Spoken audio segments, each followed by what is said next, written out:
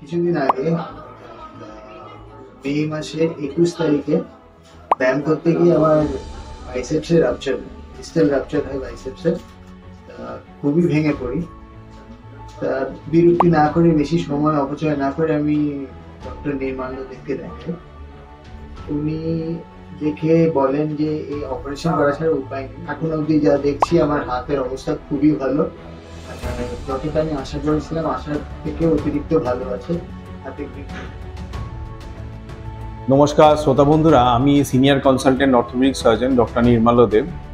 আমি প্র্যাকটিস করি আমরি মণিপাল মুকুন্দপুর হসপিটালসে, EDF hospital, Hindustan health point আর পার্ক ক্লিনিক। তো এই হসপিটালসগুলোকে আমার প্র্যাকটিস এরিয়া মেনলি কনসেন্ট্রেট থাকে, mainly in south best practice, south Kolkata. তো আজকে আসুন একটা ইউনিক কেসের সঙ্গে আলোচনা করি। একজন ভদ্রলোক আমার কাছে এসেছিলেন, ইন ইজ লেট 40s। তো উনি জিমে এক্সারসাইজ করতে গিয়ে ওনার বাইসেপস এই মাসলটা, এই টেন্ডনটা ছিঁড়ে গেছিলো, ছিঁড়ে গিয়ে এখানে গুটিয়েছিল। প্রায় আমার কাছে 10 দিন পরে আসেন উনি। তো আমি এক্সামিনেশন করে দেখি সব রেজাল্ট পজিটিভ হচ্ছে, যে টেন্ডনটা ছিঁড়ে গেছে, জায়গা থেকে উপরে চলে গেছে, ভিতর দিকে গুটিয়ে গেছে এখানটায়। তো আমি একটা এমআরআই স্ক্যান করি, ওনাকে এমআরআই স্ক্যান করে দেখি টেন্ডনটার লোকেশন সব কিছু এটসেট্রা প্রেস করে ওনাকে একটা সার্জিক্যাল প্ল্যান বলে দিই আমি।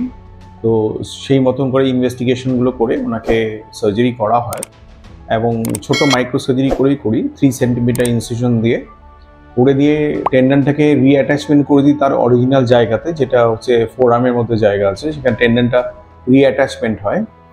এবং খুব সিকিউরলি ওনাকে ওইটা ফিক্স করে দেওয়ার পরে উনি ইমিডিয়েটলি, যেটা হচ্ছে পোস্ট অপ পিরিয়ডে পেন রিলিফ পান, এবং হচ্ছে তারপরে 7 দিনের মধ্যেই আমরা অ্যাক্টিভ রেঞ্জ অফ মোশন, মানে পেশেন্ট নিজে থেকে এক্সারসাইজ করা সমস্ত কিছু শুরু করে দিয়েছে অ্যাক্টিভলি, মানে উইদাউট লোডিং, উইদাউট ওজন নেওয়া, নিজে থেকে এক্সারসাইজগুলো করা শুরু করে, এবং রিকভারির পথে পেশেন্ট এখন আছেন, এবং রিকভারিটা বেশ ফাস্ট এবং খুব সুইফট হয়েছে ওনার ক্ষেত্রে আর কি।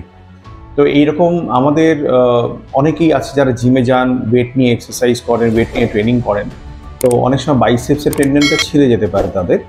তো সেইখানে ট্রিটমেন্ট হচ্ছে not only wait and observation, কিন্তু টেন্ডন রিঅ্যাটাচমেন্ট করে দিলে অরিজিনাল সাইডে সে তার আর্মের বাইসেপসের ফুল ফাংশন ফেরত পাবে, এবং আগের মতো নর্মালি ওয়েট ফেট সব কিছু তুলতে পারবে। তো আপনারা সাবসিকুয়েন্ট এই রিলটার মধ্যে আপনি পেশেন্টের ফিডব্যাকগুলো দেখতে পারবেন, এবং ইটস কোয়াইট এনকারেজিং যে পেশেন্টরা কত তাড়াতাড়ি একটা সার্জারি করা পারে, এবং ভেরি মাইক্রো ইনসিশন দিয়ে, যেখানে স্কার অলমোস্ট সার্জারি বোঝাই যাচ্ছে না যে অপারেশন হয়েছে, সেরকম সার্জারি ইনসিশন দিয়ে, এবং হচ্ছে ভেরি ফাস্ট রিকভারি দিয়ে পেশেন্ট আগের লাইফে একদম নর্মাল লাইফে তা এবং ভেরি কুইকলি ফিরতে পারবে।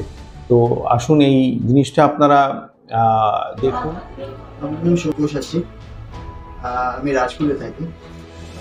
তা কিছুদিন আগে মে মাসের 21 তারিখে ব্যায়াম করতে গিয়ে আমার বাইসেপসের রাপচার, ডিস্টাল রাপচার হয় বাইসেপসের। খুবই ভেঙে পড়ি। তা বিরক্তি না করে, বেশি সময় অপচয় না করে আমি ডক্টর নির্মাল্য দেবকে দেখাই। উনি দেখে বলেন যে এই অপারেশন করা ছাড়া উপায় নেই। সত্যি বলতে কি, আমিও অনেক প্রায় প্রিপারেশন নিয়ে গিয়েছিলাম, আমি জানতাম যে আমার অপারেশন হবে। তা অপারেশন হলো আমার হিন্দুস্তান হেলথ পয়েন্টে। খুব ভালো অপারেশন হয়েছে। অপারেশনের পরে এখন আমি রিকুপারেশনে রয়েছি।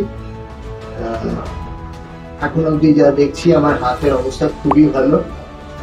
যতটা আমি আশা করেছিলাম আশার থেকে অতিরিক্ত ভালো আছে। হাতে গ্রিপ স্ট্রেংথ পাচ্ছি, বাইসেপসও ঠিক জায়গায় চলে এসছে, সবকিছুই ঠিকঠাক হয়েছে। Thank you doctor. আপনারা মনে যদি কোনো কোয়েশ্চেন থাকে আমাকে আপনি প্রশ্ন করতে পারেন, আমি আপনাদের এই বিষয়ে একদম হেল্প করব।